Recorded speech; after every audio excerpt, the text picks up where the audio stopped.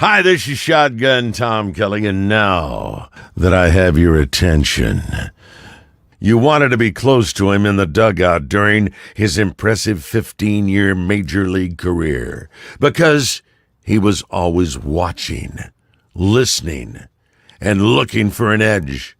Now, Kurt Bavacqua brings that edge to Dirty Kurt's Dugout, where you can listen, watch, and be a part of the most honest, informative baseball show available today. Now, here's Kurt. Hey, back with you after week off. Went to take a little vacay with the family. I appreciate everybody's patience in getting back. We got some pretty good stuff to cover today. One of the things that I want to point out real quick, naturally, is our thank yous to both Cindy and Tony out at Hacienda Casablanca for their continued support, and our good buddy Tom Drake at Balboa Chevron. That's one of his stations on the corner of Balboa and Genesee. That's the one we point out. I don't know why Tom likes to point out that station. Maybe it's the one with the less costly gasoline. I'm not sure. I know one thing. I was ready to drive out of town yesterday when I got gas up in North County, and it cost me $6.69 a gallon. I took a picture of the gas prices, literally took a picture, and somehow I didn't do what I planned on doing. I was going to post that picture on social media and say some awful things about the government, the state of California, and I just decided not to because I didn't want to get in that mess. So anyhow, thank you to Tony and Cindy out at Hacienda, 700 North Johnson out in El Cajon. Wonderful place to gather with friends and great food. And also the Chevron stations down in the San Diego area, which are owned by Lacema Oil, most of them, and our good buddy Tom Drake. I'm going to have a special guest today, Dave Jordan. He's a writer and a filmmaker. He lives on the East Coast, but we're going to be getting to him in a couple of minutes. I want to welcome everybody. I feel like we haven't been on the air for months and months, but it really has only been a week and a half. But I wanted to welcome you all to Dirty Kurt's Dugout. Terrence Morgan. Hey, buddy. You know what? I don't know if you've won a gas card yet. I think Terrence has. Has Terrence won a gas card, Joe? Because Terrence is here every show. So I'm just assuming he's won a gas card already. Do you remember? Now your mic's not working. Oh, because it's on mute. Boy, I'm a technical genius, aren't I? Well, that's all right. I don't know if Terrence has. I know Kyle has. I don't know if Terrence has. Terrence, chime in. You know what? You know what? I was just going to say, if Terrence has won a gas card, he will tell us.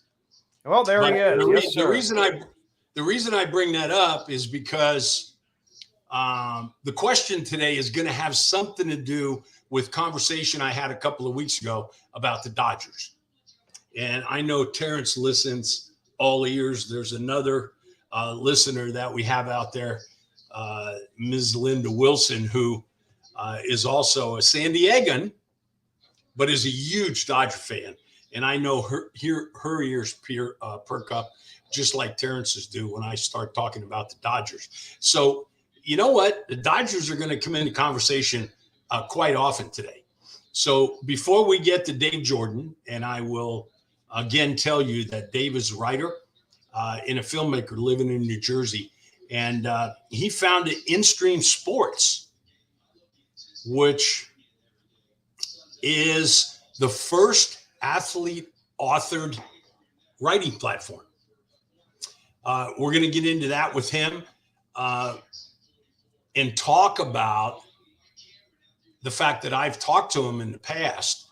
But the thing that really spurred him coming on the show is going to be a post that he authored on a website that he has called the Baseball Cube. So before we get to him,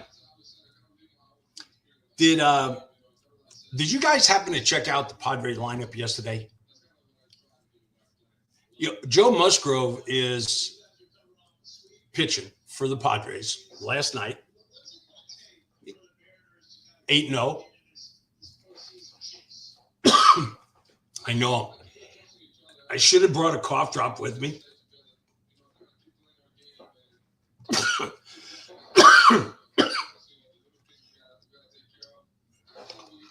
And if I get into a coughing spree, I'm just going to turn it over to Joe for a minute, or I can go grab one. You all right there, buddy? Take your drink. It happens. I got a little bit of a tickle in COVID? my throat. Oh. And naturally it's causing me to cough. That's all right, buddy. Gotcha.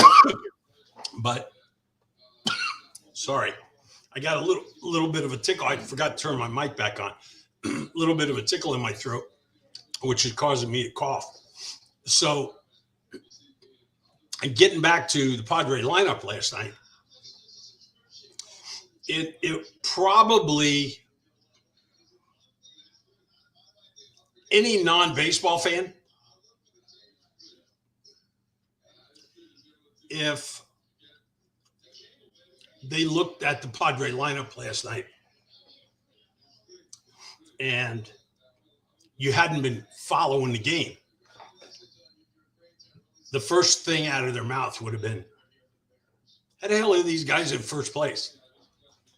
It's crazy. You know what, Joe? Come back on. Cover me for 20 seconds while I grab a fertilizer. And I'm sorry to everybody that I wasn't smart enough to do this before. It's all right. I'll be right back. So this is where I'm supposed to pretend like I know what I'm talking about. And yeah, I'm a baseball fan. I'm a lifetime Padres fan. And as fickle as this may seem, I just found it amazing that last night Cronenworth wasn't in the lineup, and yet it was his bobblehead giveaway day. But that's neither here nor there. What do I know? That's why you have the professionals like KB on the air talking about stuff like this, because he might have a tiny bit more insight than I do. Let's see how Kurt's doing. How you doing, buddy? You feeling better? Yes. I was just talking about how I found it amazing that as fickle as it was, you did hear it. Okay, Cronenworth. I mean, no, it was a good point. It was a point that I was going to make, and I'm glad. That's why I felt comfortable turning it over to you for a minute, because I knew you'd say something that was right on guard. So not only was it an oversight by Bob Melvin that Cronenworth's not in the lineup on his bobblehead giveaway day, which is just comical. I mean, it really is. I don't know what to say about that, to be perfectly honest with you. That a major league manager doesn't realize or hasn't seen that this player or the organization is on that particular day is going to give out, I don't know, 30,000, maybe more, 35,000 Jake Cronenworth bobblehead dolls, and he gets a day off. But not only did he get the day off, we all know that Fernando Tatis hasn't been in the lineup. We all realize that Manny Machado went down a few days ago. And here was the lineup with No Hit Joe on the mound, which in my mind, it almost seemed like the organization thinks they can throw 8 guys out there on any given day that Joe Musgrove pitches and they're going to win. That's what it looked like last night, because the lineup is Grisham leading off. Okay, you got a guy leading off hitting 190. Then you got Nola, swinging the bat pretty good lately. You got Profar, who is probably one of the hottest hitters in the lineup, hitting third, but he shouldn't be hitting in the third position, because when he does, or fifth, or certainly fourth, when he does, he tries to do too much. And Jerison Profar is not a 3, 4, and 5 hitter. He's turned out to be a pretty damn good leadoff hitter. And with Trent Grisham not producing the way he did a couple of years ago, I would just leave Profar right there when things come around to where the lineup is what it's going to be leading into September and October. So Alfaro's hitting in the 4th position, which is perfect for him right now, between him and Voit. But Voit wasn't in the lineup, so Hosmer's hitting behind him. Kim, and then you get to the weak part of the lineup. You got Kim, Azakar, Abrams, and Alcantara. I mean, they're not facing a guy that's a Cy Young Award winner. And they just basically dominated this lineup after he got by a couple of different guys. And I'm not talking about really the only guys he had to worry about was Nola, Profar, Alfaro a little, and Hosmer. Those are the 4 guys. The rest of the guys in the lineup, you know, get ahead of them in strikes. They're going to swing at bad pitches right out of the strike zone, and you can go from there. But just the same, I thought it was a little weird that Bob Melvin threw a lineup out there with Musgrove on the mound, with an 8-0 record, has a chance to win, has a good chance to be a Cy Young candidate.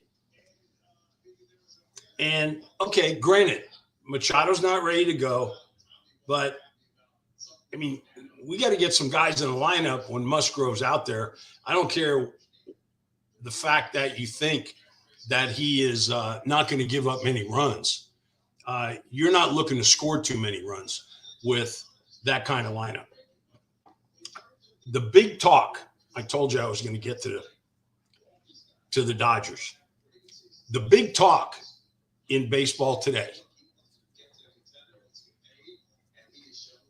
has been all morning long and all last night leading up to it is Freddie Freeman and the Los Angeles Dodgers going back to play the Atlanta Braves. Naturally, this talk wouldn't even be taking place if it wasn't for Freddie Freeman. We all remember how Freddie left the Atlanta Braves last year via free agency and was crushed.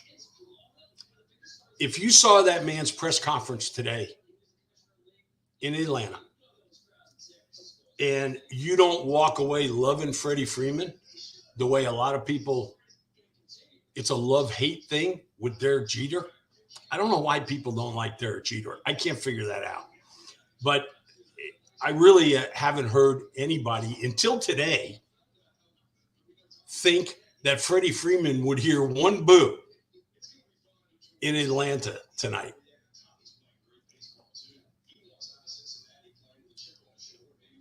Someone on MLB Network pointed out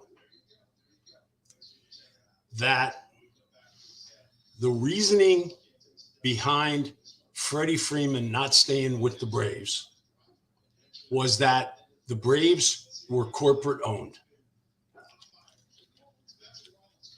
It makes all the sense in the world because there was little or no communication between the ball club and Freddie Freeman leading into the lockout. And then naturally after that, they couldn't communicate. But the fact that this organization is owned by a corporation called Liberty Media answers all the questions in my mind about why the Braves just basically shunned Freddie Freeman in their negotiations, because they got a number from Liberty Media that they could go to with Freddie Freeman, no matter how much all the people in the front office love this guy. They were bound by boundaries that were set up by the corporation that owns the ball club. And that's the way it was. That's all there is to it. So we're going to be joined in a minute by David Jordan. But the one thing that I want to point out before he joins us, at least I hope he's going to join us, is that I want to see Freddie Freeman this weekend go 14 for 15. Hit 5 home runs and drive in 12 runs, and the Dodgers lose all 3 games. That's my wish for this weekend. Because trust me, Freddie Freeman will do something against his old team. So we will see. We will see what happens. I can see David moving in the background, Joe. Do we have him on yet? Hey, Dave. Hey, Kurt, great to see you. How are you, my friend? I'm doing well. How you doing?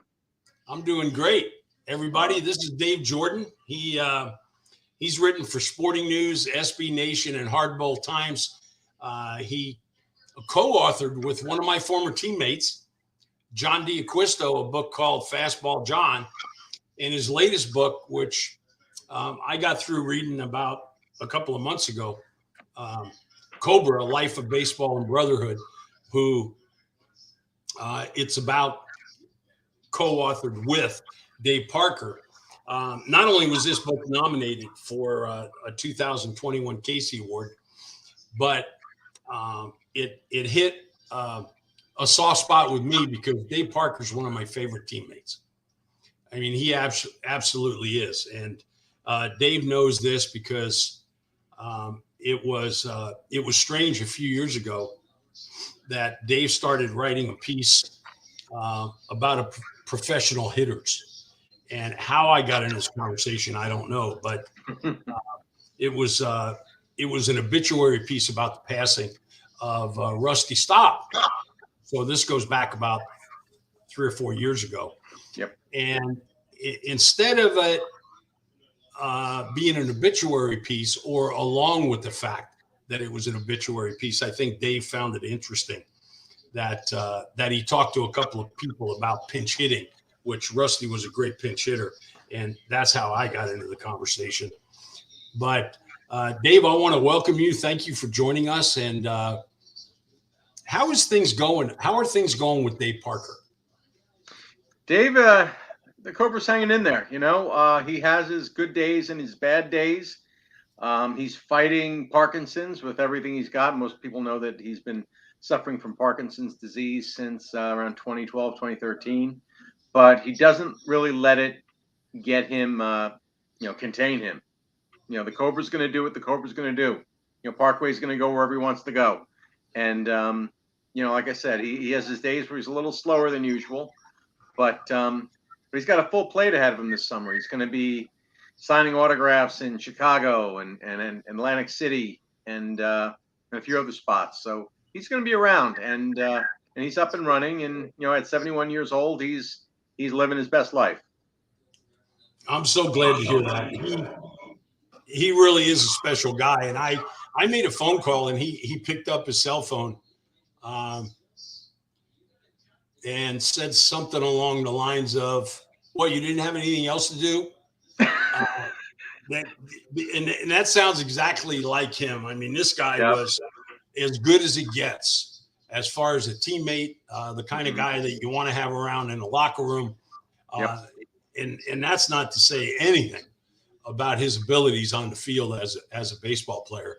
So I'm glad to hear that. Of course, Kirk Gibson is another guy that's been stricken with Parkinson's, and that's handling it fairly well. So I'm glad to see that there's some advancement along those lines with that disease, and I'm especially glad to see it because of those two guys. Yeah. So what's on your plate now? Are you doing anything special? Well, it's funny. It's really been trying to kind of sort of find what's the next big project, and Cobra just keeps coming at me. Like with the success of that HBO series Winning Time about the LA Lakers, we've had a couple of folks from Hollywood knocking on our door, asking us what we think about the possibility of a series about the peak of black baseball in the 70s and 80s. So that's something that the Cobra and I are developing right now. We're working on that, and that's kind of in addition to my two daughters and trying to help them get through school and everything. That's sort of my focus at the moment. That is really interesting and awesome for you. Yeah.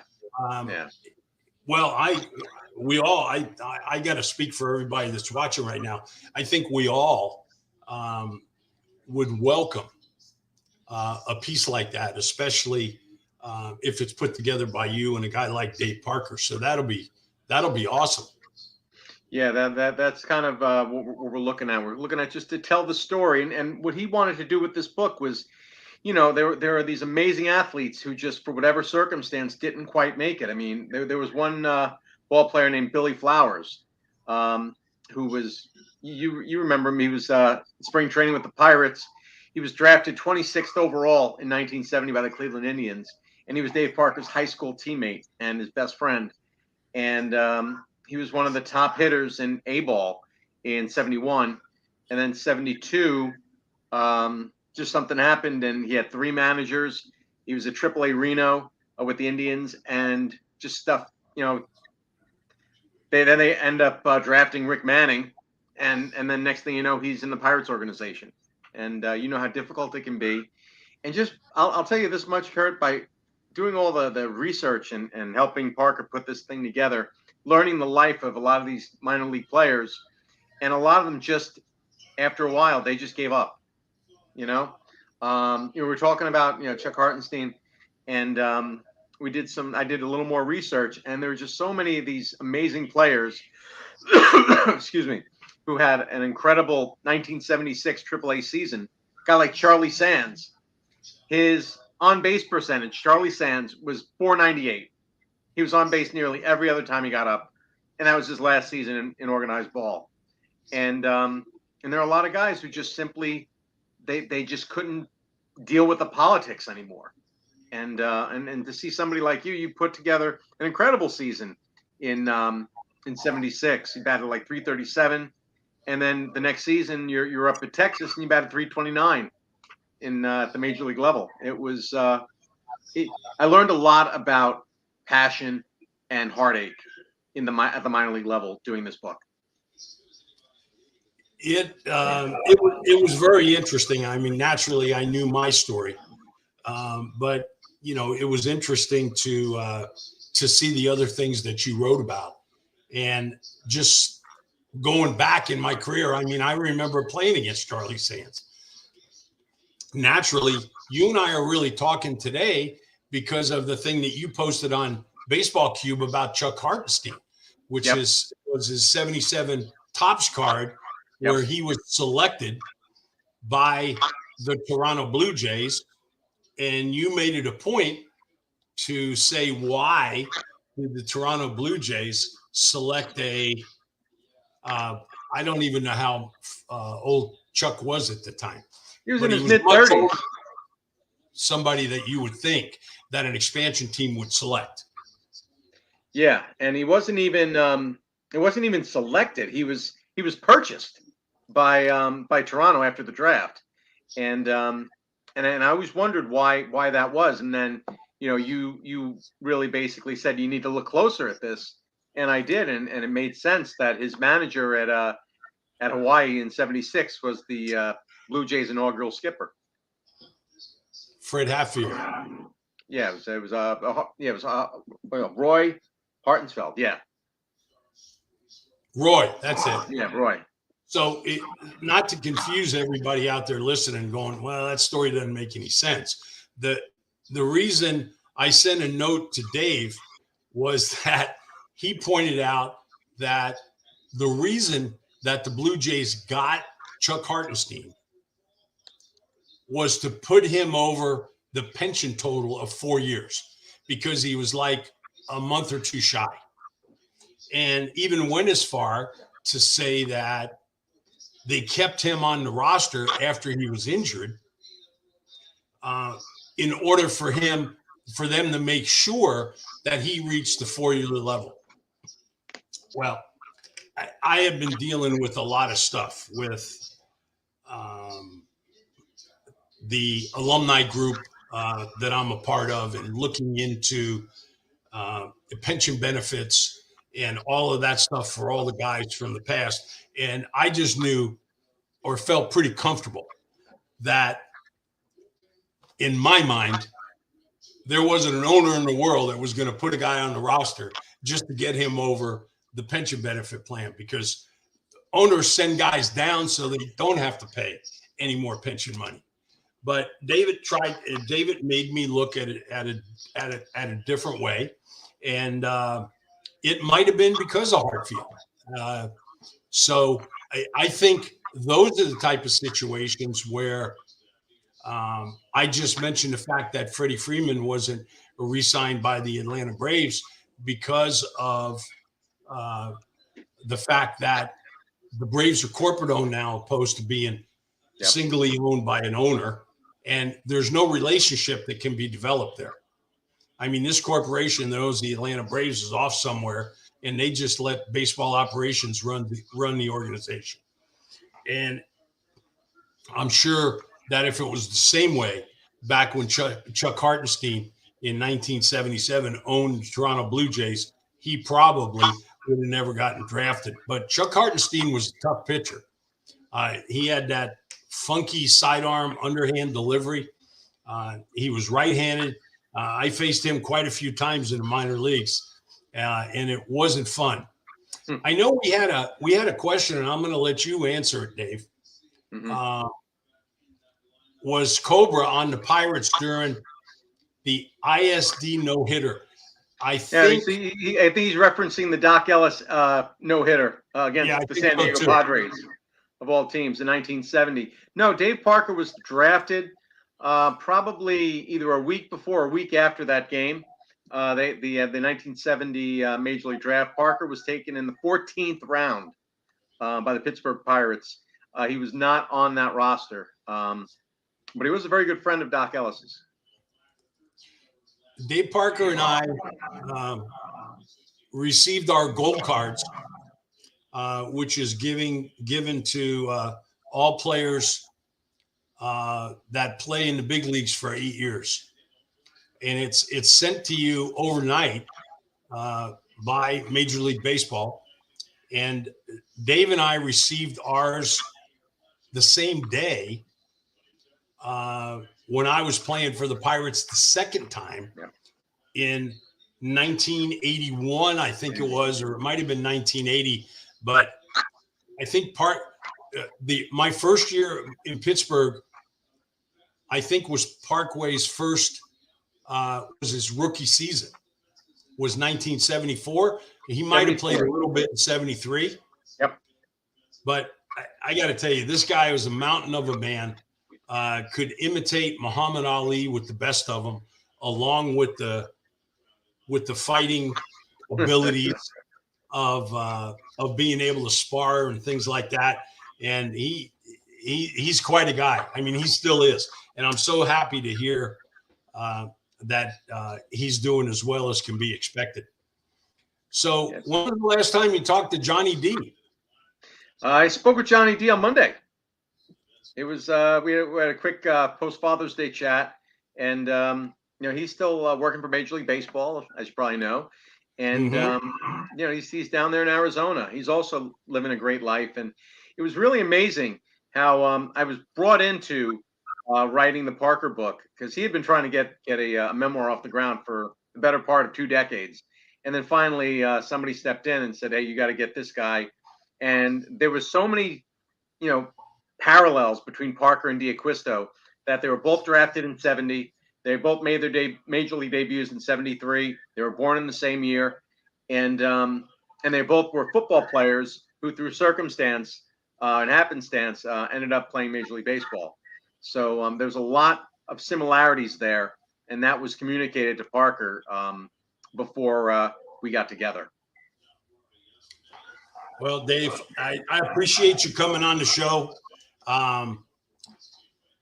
Thanks for bringing the good news about Dave Parker. You betcha. I love that. Thanks for having me. That part of the deal. And thanks for writing the nice things you wrote about me in that article. That was pretty good. As a matter of fact, you know what? What you wrote in there I want to make sure that I'm quoting this correctly. Okay, go. That I had a 126 TOPS. I don't even know what TOPS means. You were 26% better than average as a pinch hitter, better than the way you usually hit. See, there was some research that preceded the piece, and it basically said that pinch hitters generally, only less than 30% of the pinch hitters outperform their usual batting activity, and you were completely different. As a matter of fact, you had like 79 RBIs in only 376 plate appearances. It was something ridiculous. And you had an incredible quote to go along with this. And you basically said, remember, a pitcher with the game on the line will always throw you the pitch that they are most comfortable throwing. You learn what that pitch is, and you're in the driver's seat. And it was it's such a simple concept, but not every player, not every organization puts the work in to learn that. That's true story.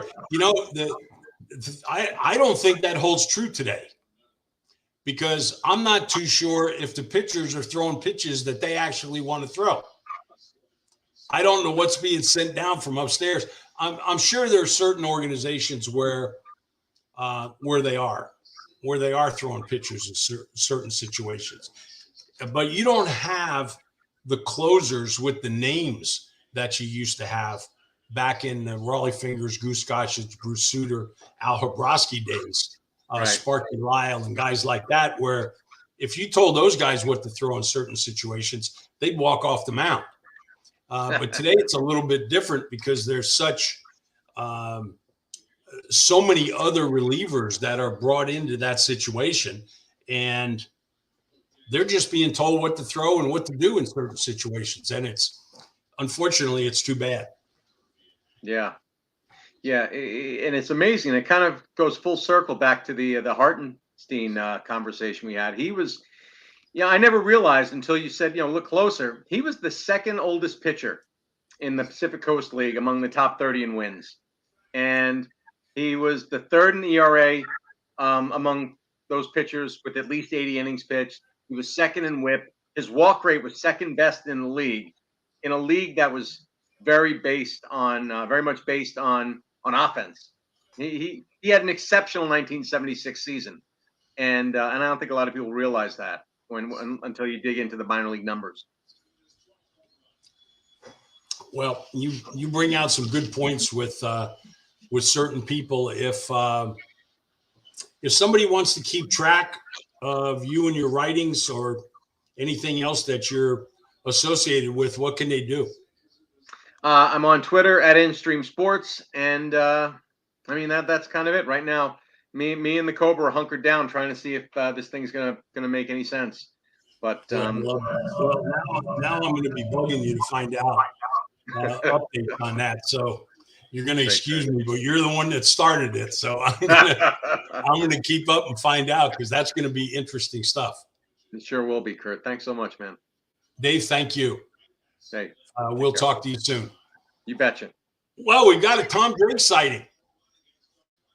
Tom Drake of Chevron fame, and also Greg Cole. made a point. Evidently, the Giants have traded Steven Dugout. I didn't hear that. So I've been preparing for the show for the last couple of hours. So evidently they have.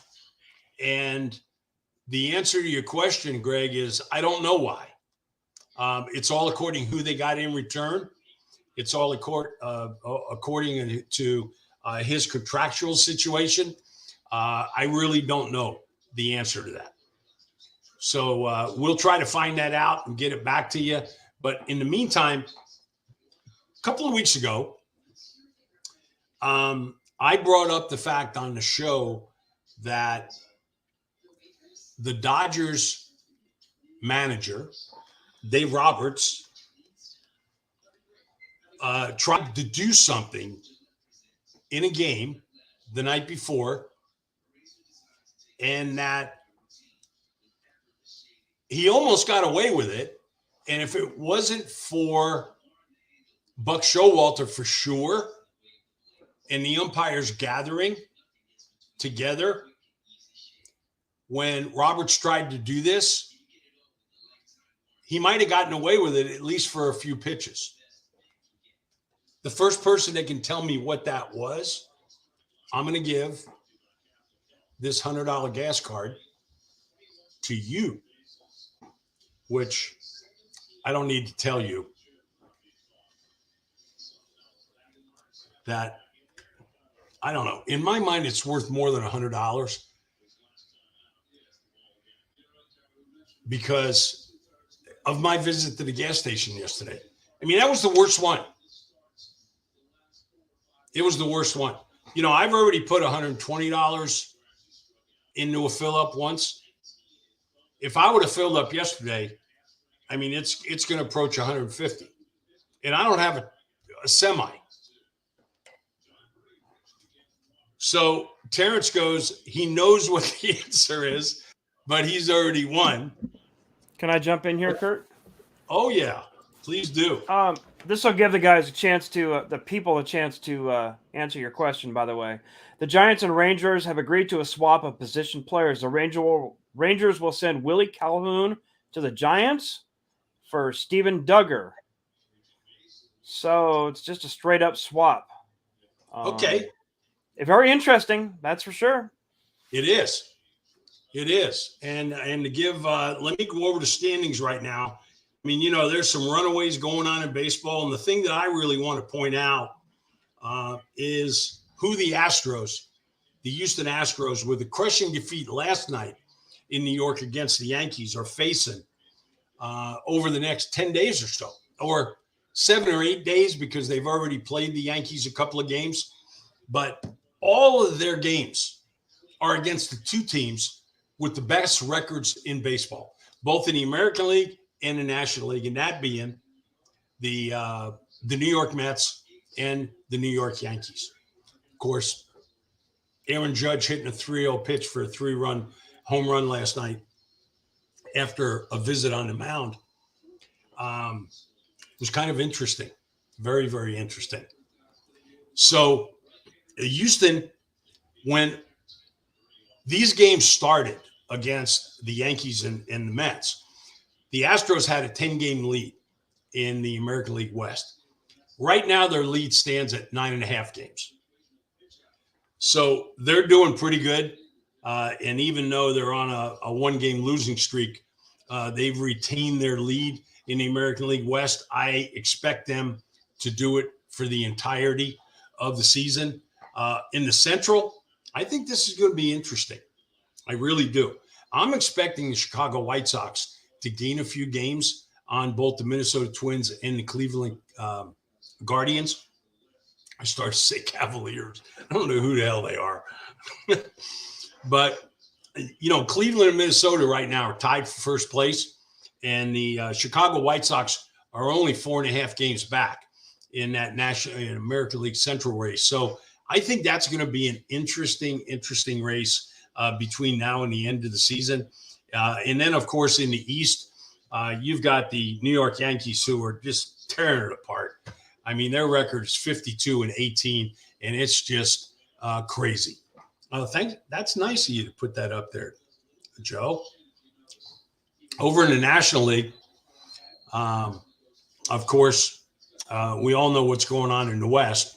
The San Francisco Giants got to within 3 games of first place in the National League West a couple of days ago, but they've fallen back a couple of days or a couple of games because the Dodgers just keep on winning. And the Padres also, before yesterday's loss to the Philadelphia Phillies with Joe Musgrove on the mound. I'm thinking that Jake Cronenworth's going to be back in the lineup today, and all the people that were got his bobblehead are going to come to the game and just go like that with his little bobblehead. The New York Mets, as good as they're playing, the Atlanta Braves are right on their tail. So I don't expect the Braves to lay down for the Los Angeles Dodgers this weekend. As a matter of fact, if I wasn't going to watch Padre games, I would watch the Braves Dodger games, and not just to see what was going to happen with the Los Angeles Dodgers.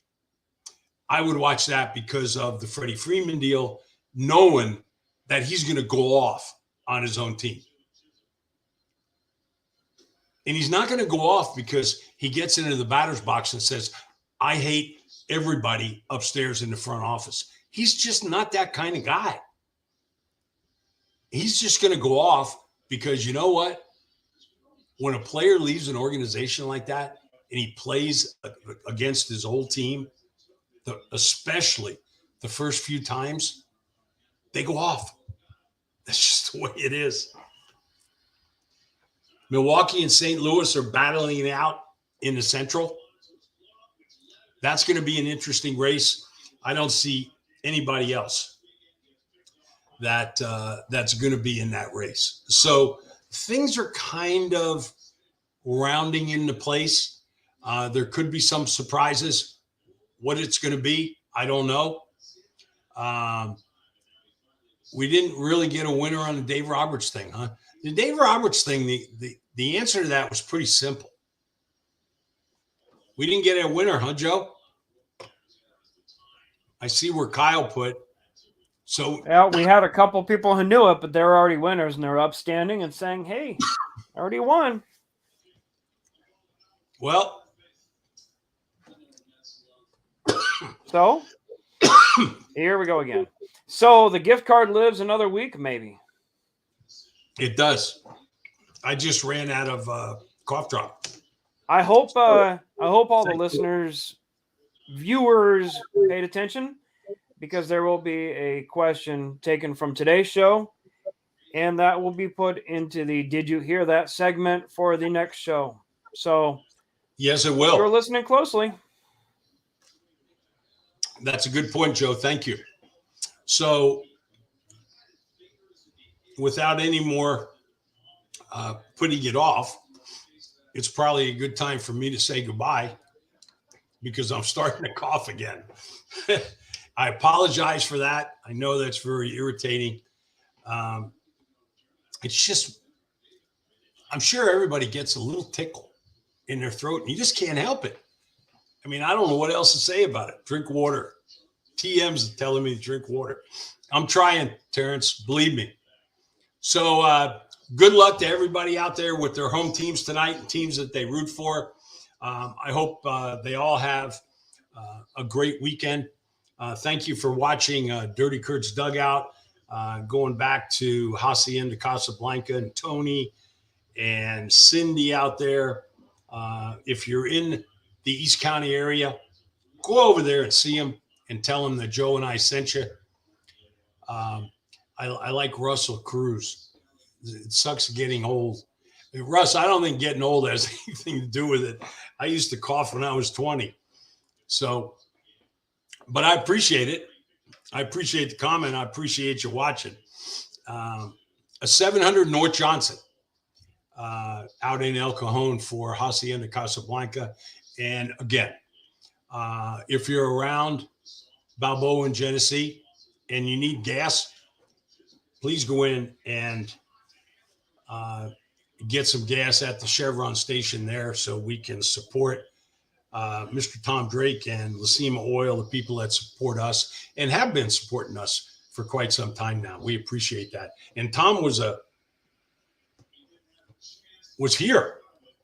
I didn't even see he was here because I was talking to Dave Jordan. So Cronin worthless. I don't know why Tom doesn't like Cronenworth. I love Jake Cronenworth. He's got such a sweet swing.